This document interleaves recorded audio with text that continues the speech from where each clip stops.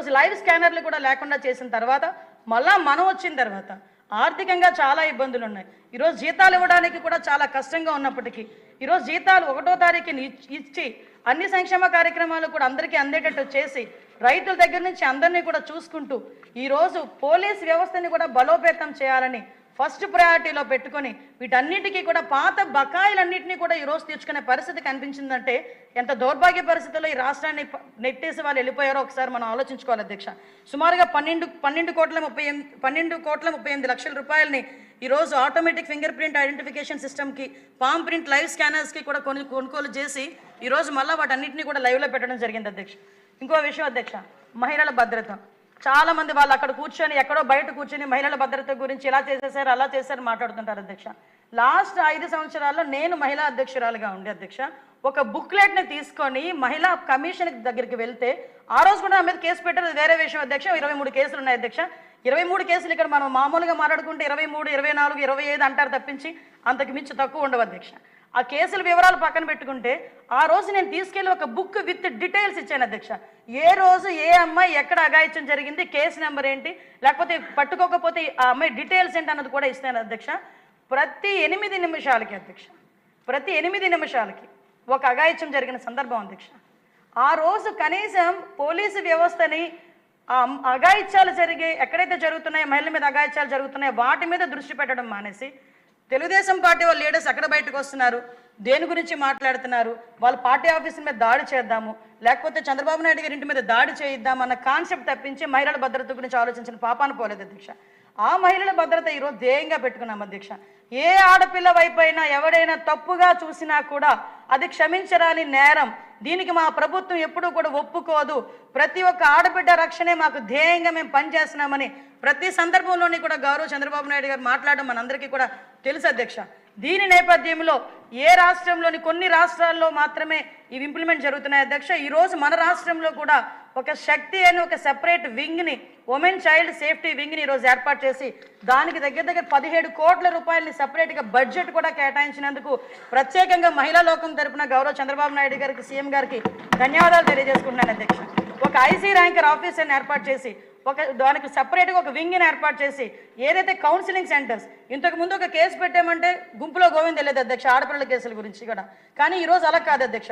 వాటిని సపరేట్గా డీల్ చేసే పరిస్థితి కూడా ఈరోజు కనిపించే పరిస్థితి మీకు ఈరోజు కనిపిస్తుంది అధ్యక్ష. అదేవిధంగా ఒక యాప్ను కూడా మొన్ననే ఉమెన్స్ డే రోజు ఉమెన్ అందరికీ మహిళలందరికీ కూడా కానుకగా శక్తి యాప్ను కూడా ఆ రోజు ఇన్స్టాల్ మనకు ఓపెన్ చేయడం జరిగింది అధ్యక్ష. ఆ శక్తి యాప్ ద్వారా కూడా మహిళల రక్షణ ధ్యేయంగా పెట్టుకొని ఈరోజు శక్తి యాప్ను కూడా మేము పెట్టాము. ప్రతి దగ్గర కూడా శక్తి యాప్ గురించి ప్రతి కాలేజీల్లోని కూడా ఈరోజు మోటివేషన్ క్లాసెస్ కూడా అవుతున్నాయి అధ్యక్ష. ఆ యాప్ను డౌన్లోడ్ చేసుకోమని ప్రతి చోట కూడా మేము చెప్పే పరిస్థితి ఉంది అధ్యక్ష. ఆ యాప్ ద్వారా అధ్యక్ష ఎక్కడైనా ఎవరైనా మహిళ అర్ధరాత్రి కనుక ఉండిపోతే తను ఒంటరిగా ఇంటికి వెళ్ళేదానికి భయం అయితే ఆ నియర్ బై పోలీస్ స్టేషన్కి 112కి కనుక కాల్ చేస్తే నియర్ బై పోలీస్ స్టేషన్ వాళ్ళకి ఇన్ఫర్మేషన్ వెళ్ళి ఆ వెంటనే అమ్మాయి దగ్గరికి వితిన్ 5 to 10 minutesలో అక్కడికి వచ్చి అమ్మాయిని తీసుకెళ్ళి పంపించే పరిస్థితి కూడా ఉంది అధ్యక్ష. అదే అధ్యక్ష నైట్ షెల్టర్స్ అధ్యక్ష. కొంతమంది ఆడపిల్లలకి బస్సులు దొరక్క ఎక్కడికైనా వెళ్తూ కూడా నైట్ ఎక్కడ వెళ్ళాలో కూడా తెలియక ఎక్కడికి వెళ్తే ఏ ప్రాబ్లం వస్తుందో కూడా అర్థం కాక కొంతమంది నడి రోడ్డు మీద ఉండిపోతే ఎటువంటి అఘాయిత్యాలు జరగకుండా నైట్ షెల్టర్ కూడా వాళ్ళు ఆప్షన్ పెట్టుకుంటే నైట్ షెల్టర్ కూడా ఇచ్చే పరిస్థితి కూడా ఈరోజు తీసుకొచ్చాము అధ్యక్ష. నిన్ననే మేము అనకాపల్లి జిల్లాలో అధ్యక్ష శక్తి టీమ్స్ని కూడా మేము ఏర్పాటు చేసుకున్నాం అధ్యక్ష. నిజంగా మహిళా కానిస్టేబుల్స్ అధ్యక్ష నిజంగా పులుల్లా పనిచేస్తున్నారు అధ్యక్ష. వాళ్ళు నిజంగా ఒక ట్యాబ్స్ పట్టుకున్నారు అధ్యక్ష. నాకు డిమో కూడా చూపించారు.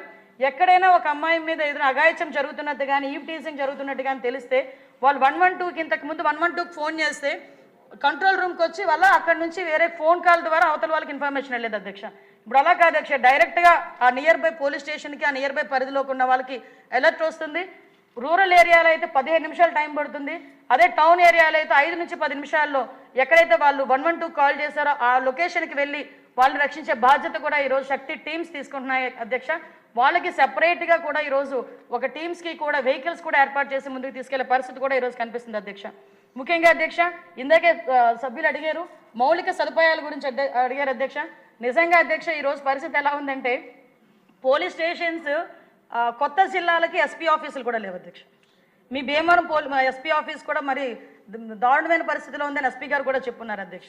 ఇలాంటి వాటికి కూడా పర్టికులర్గా అధ్యక్ష సుమారుగా 50 కోట్ల పైన ఈరోజు బడ్జెట్లో కేటాయించి ఎక్కడైనా పోలీస్ స్టేషన్ శిథిలావస్థలో ఉన్న వాటిని కూడా కొన్ని చోట్ల మీరు ఇందాక అన్నట్టు పబ్లిక్ పార్టిసిపేషన్తో కూడా కొన్ని చోట్ల పోలీస్ స్టేషన్స్ కట్టడం, సిఎస్ఆర్ నిధుల ద్వారా కూడా కొన్ని చోట్ల పోలీస్ స్టేషన్స్ కట్టడం, కొంత పార్ట్ గవర్నమెంట్ కూడా కేటాయించి పోలీస్ స్టేషన్స్ పునరుద్ధీకరణ గురించి కూడా ఈరోజు మేము సిద్ధంగా ఉన్నాం అధ్యక్ష. అదేవిధంగా అధ్యక్ష 4 ఇండియన్ రిజర్వ్ బెటాలియన్స్ అధ్యక్ష, కనీసం 4 రిజర్వ్ బెటాలియన్స్ అన్ని రెడీగా ఉండి ఓపెన్ చేయడానికి కూడా వాళ్ళు ముందుకు రాలేకపోయారు అధ్యక్ష. ఈరోజు చిత్తూరు ఒకటి, రాజమండ్రి ఒకటి, శ్రీకాకుళం, ప్రకాశం జిల్లాల్లో అధ్యక్ష ఈరోజు బెటాలియన్స్ కూడా కార్యరూపం దాలుస్తున్నాయి అధ్యక్ష.